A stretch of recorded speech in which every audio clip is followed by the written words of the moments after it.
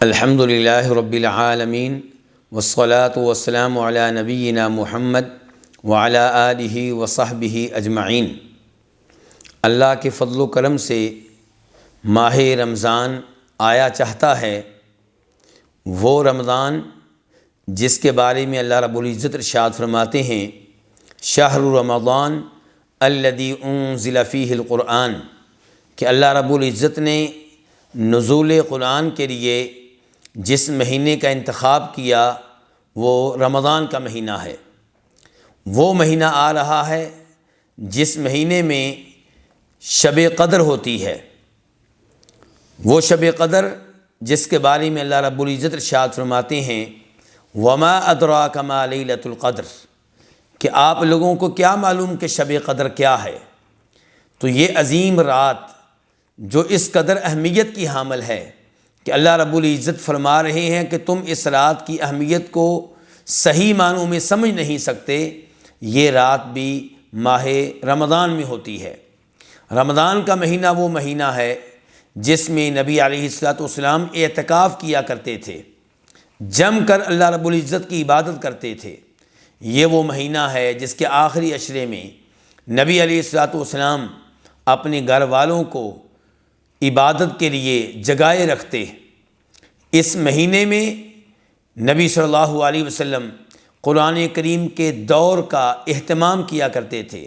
اس مہینے میں نبی علیہ الصلوۃ والسلام کثرت سے صدقہ خیرات کا اہتمام کیا کرتے تھے۔ تو یہ عظیم مہینہ، یہ مقدس مہینہ بہت ہی قریب ہے۔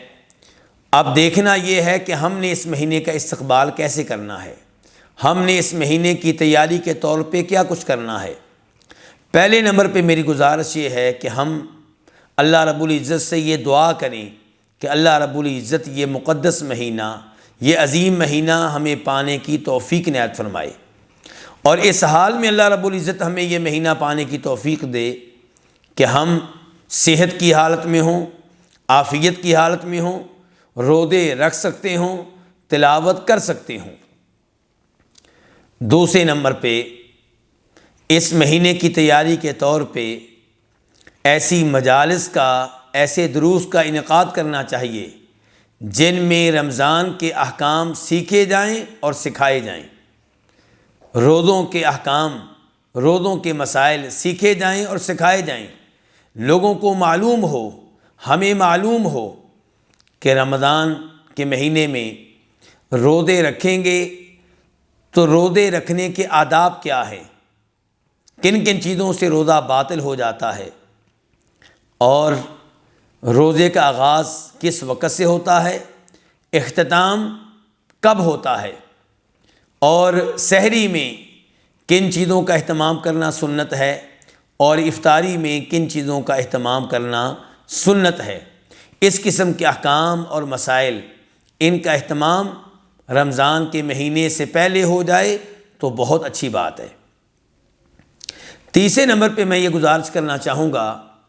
کہ رمضان کے استقبال کے طور پہ، رمضان کی تیاری کے طور پہ ماہ رمضان شروع ہونے سے پہلے ہی عید کی تیاری کر لی جائے، لباس خرید لیا جائے، جوتا اگر نیا خریدنا ہے تو خرید لیا جائے، بچوں کا لباس اگر خریدنا ہے تو پہلے سے خرید لیا جائے۔ یہ بات میں کیوں کر رہا ہوں؟ کیونکہ دیکھا گیا ہے کہ لوگ رمضان کے آخری عشرے کو، جو بہت ہی قیمتی عشرہ ہے، بازاروں میں گزار دیتے ہیں، بچوں کا لباس خریدنے میں گزار دیتے ہیں۔ خصوصاً میری مائیں، میری بہنیں، میری بیٹیاں اس عظیم عشرے کو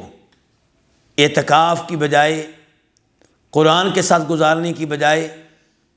اذکار میں گزارنے کی بجائے لباس خریدتے ہوئے گزار دیتی ہیں، چوڑیاں خریدتے ہوئے گزار دیتی ہیں، بچوں کے کپڑے خریدتے ہوئے گزار دیتی ہیں، بچوں کے جوتے خریدتے ہوئے گزار دیتی ہیں۔ اس لیے میں اپنی ماؤں بہنوں سے اور اپنے دوست احباب سے گزارش کروں گا کہ عید کے لباس کی تیاری، عید کے جوتوں کی تیاری رمضان شروع ہونے سے پہلے کر لی جائے، تاکہ رمضان کا ایک ایک لمحہ، ایک ایک منٹ اللہ کی عبادت میں گزرے، تلاوت کلام پاک میں گزرے، اللہ کے ذکر میں گزرے۔ تیسرے نمبر پہ ماہ رمضان کی تیاری کے طور پہ رمضان کے فضائل گھر میں ان کا تذکرہ کیا جائے۔ مثال کے طور پہ یہ حدیث بیان کی جائے کہ فرماتے ہیں نبی کریم صلی اللہ علیہ وسلم، من صام رمضان ایمانا واحتسابا غفر له ما تقدم من ذنبی، کہ جو رمضان کے روزے ایمان کی حالت میں رکھے، اللہ سے اجر و ثواب لینے کے لیے رکھے، تو اس کے گزشتہ گناہ معاف ہو جاتے ہیں۔ مثال کے طور پہ گھر میں اس حدیث کا تذکرہ بار بار کیا جائے کہ من قام رمضان ایمانا واحتسابا غفر له ما تقدم من ذنبی، کہ جو رمضان کے مہینے میں تراویح کا اہتمام کرے، رمضان میں قیام کرے، ایمان کی حالت میں اجر و ثواب لینے کے لیے، اس کے گزشتہ گناہ معاف ہو جاتے ہیں۔ بچوں کے سامنے، گھر میں، رشتہ داروں کے سامنے، دوست احباب کے سامنے تذکرہ کیا جائے اس بات کا کہ وہ مہینہ آ رہا ہے جس مہینے میں جنت کے دروازے کھول دیے جاتے ہیں، جہنم کے دروازے بند کر دیے جاتے ہیں، جس مہینے میں اللہ کی رحمتوں کا، برکتوں کا نزول ہوتا ہے۔ جب اس انداز سے بار بار ہم رمضان کے فضائل کا تذکرہ کریں گے تو لوگوں میں جوش پیدا ہوگا رمضان کے مہینے میں عبادت کرنے کا، رمضان کے مہینے میں قیام کرنے کا، رمضان کے مہینے میں تلاوت کرنے کا۔ تو ہماری اس بیان کردہ اس فضیلت کو سن کر جو بھی تلاوت کرے گا، جو بھی روزہ رکھے گا، جو بھی اذکار کرے گا، جہاں اس کو ثواب ملے گا وہاں ہمیں بھی اجر و ثواب ملے گا۔ ہمیں چاہیے کہ اس مہینے میں عبادت کو صحیح معنوں میں سر انجام دینے کے لیے ابھی سے اپنے گھر میں اپنے بچوں کے ساتھ ایک مجلس منعقد کریں اور ان سے پوچھیں کہ بیٹا آپ بتائیں کہ آپ اس مہینے میں روزانہ کی بنیاد پہ کتنی تلاوت کریں گے، کس وقت کریں گے، اور آپ اس مہینے میں تراویح کس مسجد میں ادا کریں گے۔ اگر کوئی بچہ نابالغ ہے تو جوش دلانے کے انداز میں اس سے سوال کیا جائے کہ بیٹا اس مہینے میں آپ کتنے روزے رکھیں گے؟ گزشتہ سال آپ نے 15 رکھے تھے، کیا اس سال 20 رکھیں گے؟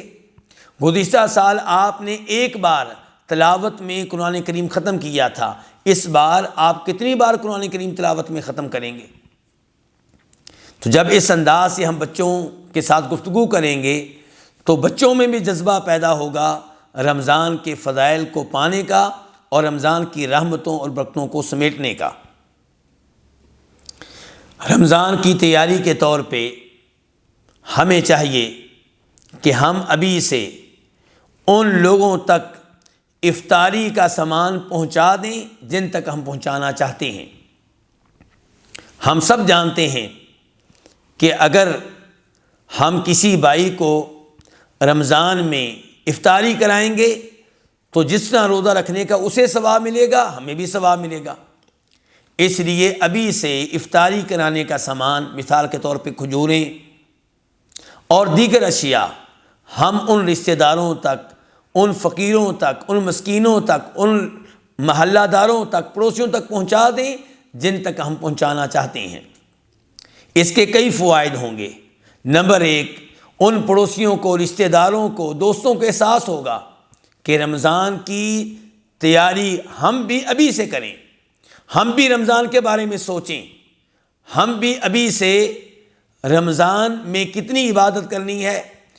اور چھوٹے بچوں نے کتنے روزے رکھنے ہیں اس کے بارے میں ابھی سے غور و فکر کریں، تو ان میں بھی جذبہ پیدا ہوگا رمضان کے استقبال کا، رمضان کی رحمتوں اور برکتوں کو پانے کا۔ ہمیں چاہیے کہ ہم اپنے بچوں کو پیشکش کریں کہ اگر آپ اتنے روزے رکھیں گے تو میں آپ کو اتنا انعام دوں گا، ساتھ ہی یہ وعدے کر دیں کہ روزہ رکھنے کا فائدہ تبھی ہوگا جب اللہ کو راضی رکھنے کے لیے، اللہ کا قرب حاصل کرنے کے لیے، اللہ کی محبت پانے کے لیے روزہ رکھا جائے۔ لیکن بیٹا آپ روزہ رکھیں گے اللہ کی محبت کو پانے کے لیے، آپ روزہ رکھیں گے اللہ کی جنت کو پانے کے لیے، آپ روزہ رکھیں گے جہنم کی آگ سے بچنے کے لیے، آپ روزہ رکھیں گے اللہ کے قریب ہونے کے لیے، لیکن میں بھی حوصلہ افزائی کے طور پہ آپ کو ایک روزے کے بدلے میں اتنا انعام دوں گا تاکہ آپ مزید روزے رکھ سکیں، تاکہ آپ ان پیسوں سے عید کے کپڑے خرید سکیں، تاکہ آپ ان پیسوں سے عید کے لیے جوتا خرید سکیں۔ تو اس انداز سے بچوں کے لیے انعامات کا اعلان کیا جائے تاکہ ان میں بھی جوش و جذبہ پیدا ہو رمضان کے مہینے میں روزے رکھنے کا، رمضان کے مہینے میں تراویح کی نماز ادا کرنے کا، رمضان کے مہینے میں صدقہ خیرات کرنے کا، رمضان کے مہینے میں اللہ کے ذکر کرنے کا۔ اللہ رب العزت سے دعا ہے کہ اللہ تعالی ہمیں یہ مہینہ پانے کی توفیق عنایت فرمائے اور اس مہینے کی برکات اور رحمتوں کو سمیٹنے کی توفیق عنایت فرمائے۔ آخر میں یہ وارننگ دینا چاہوں گا، اپنے بھائیوں کو خبردار کرنا چاہوں گا کہ ہمیں نہیں معلوم کہ ہم آئندہ رمضان پا سکیں گے یا نہیں پا سکیں گے۔ اس رمضان جیسا عظیم مہینہ دوبارہ ہماری زندگی میں آئے گا یا نہیں آئے گا، اس لیے ابھی سے اس مہینے میں اللہ کی صحیح معنوں میں عبادت کرنے کے لیے تیار ہو جائیں، رمضان کے روزوں کا حق ادا کرنے کے لیے تیار ہو جائیں، اور ابھی سے اپنے آپ کو تیار کر لیں گناہوں سے بچنے کے لیے۔ عزم کر لیں کہ رمضان کے مہینے میں نے کسی کی غیبت نہیں کرنی، رمضان کے مہینے میں نے جھوٹ نہیں بولنا، رمضان کے مہینے میں نے کسی کو گالی نہیں دینی، رمضان کے مہینے میں نے کسی پہ کوئی ظلم نہیں کرنا، رمضان کے مہینے میں نے کسی بھی نماز سے لیٹ نہیں ہونا، میں نے ہر نماز تکبیر تحریمہ کے ساتھ جماعت کے ساتھ ادا کرنی ہے۔ اللہ تعالی ہمیں توفیق عنایت فرمائے۔ میں آپ سب کا شکریہ ادا کرتا ہوں اور جامعہ سلفیہ اسلام آباد کی انتظامیہ کو مبارکباد دینا چاہتا ہوں کہ انہوں نے اس عظیم سلسلے کا انعقاد کیا ہے،